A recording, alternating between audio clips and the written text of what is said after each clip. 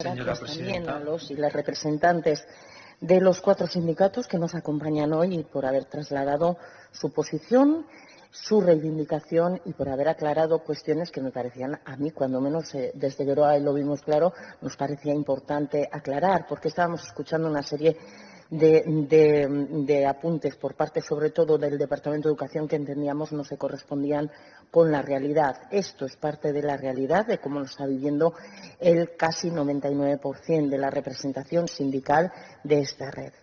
Yo quisiera empezar matizando que no tengo la sensación, por lo menos desde Geroa no lo vemos así, no tenemos la sensación de que el consejero esté actuando por un afán de atacar a la red concertada. No lo creo, porque con los representantes de las patronales de la red concertada sí se sienta, sí habla, sí negocia, sí acuerda y sí consiente que se reduzca, como ya se ha apuntado aquí, aquel punto del acuerdo del 17, el 12, si no me equivoco, que constaba de varias partes, se reduzca a un solo párrafo, que es aquel que exige mayor transparencia a las patronales de la concertada, que por cierto es aquel que por primera vez y gracias a la negociación a 3, por primera vez aparece en un acuerdo de la red concertada, porque hasta entonces todo lo que había habido era obligaciones y deberes para la Administración, pero ninguna para las patronales con la Administración. ¿Vale? Esto es fácil de constatar porque los acuerdos se pueden ver, se pueden revisar.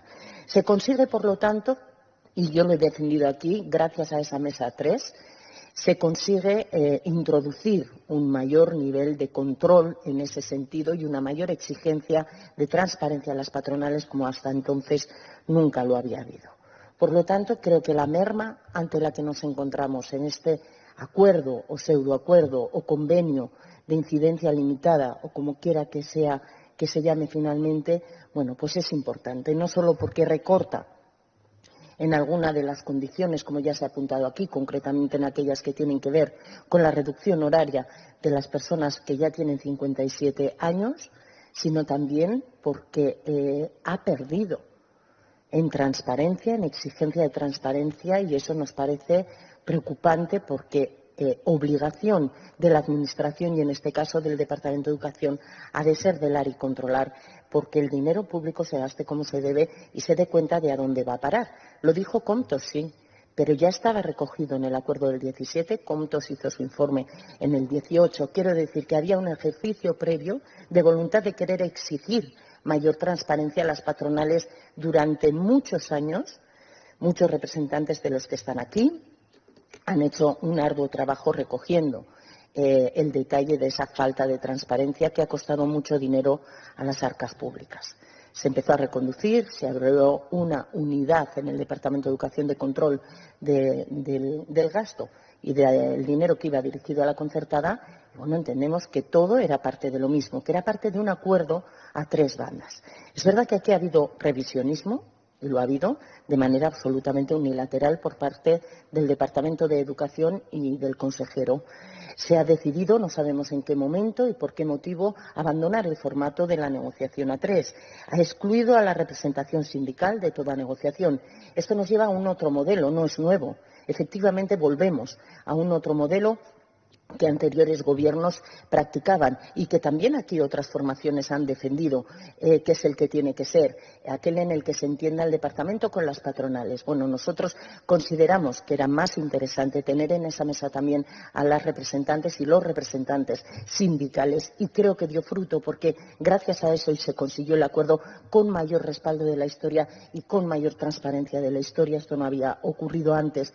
Algo de bueno trajo esa negociación a 3 porque se ha abandonado. Y en cualquier caso, si el Departamento de Educación considera que no tiene por qué hacerlo, porque en eso le damos la razón, obligado no está, es evidentemente una cuestión de voluntad, de modelo y de querer hacer las cosas de otra manera, ¿por qué decide excluir a los sindicatos? Pero en cualquier caso, ¿por qué no exige a las patronales en su posterior obligación de traslado a los sindicatos de ese acuerdo firmado con el Departamento un proceso negociador con garantías? Porque tampoco lo ha hecho dando por bueno esos 6 días hábiles que distan de la firma con las patronales hasta que el acuerdo se da por cerrado.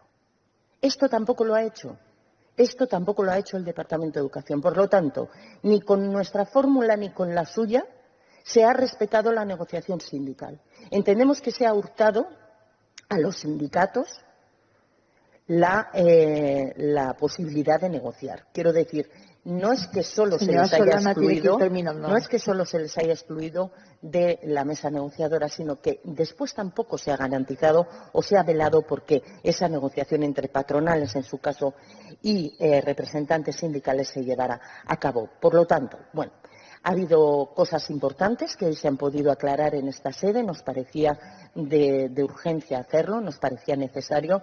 Hay otras que yo quiero aclarar y voy terminando. Geroabay no ha recortado, Geroabay revirtió recortes, pero sí que es verdad que lo hizo a partir del acuerdo del 17, no hasta entonces. A partir del 17 se revirtieron recortes con el anterior Gobierno.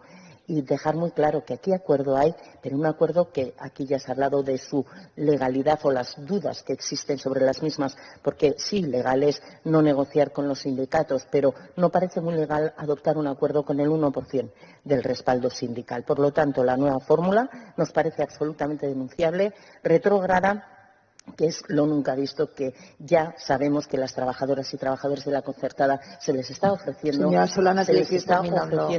el formulario para sumarse de manera individual si quieren ser partícipes o obtener mejoras en sus condiciones laborales, que será lo próximo. Eskerrik asko y solicitar que se cumpla, entre otras cuestiones, lo aprobado por este Parlamento en declaración institucional.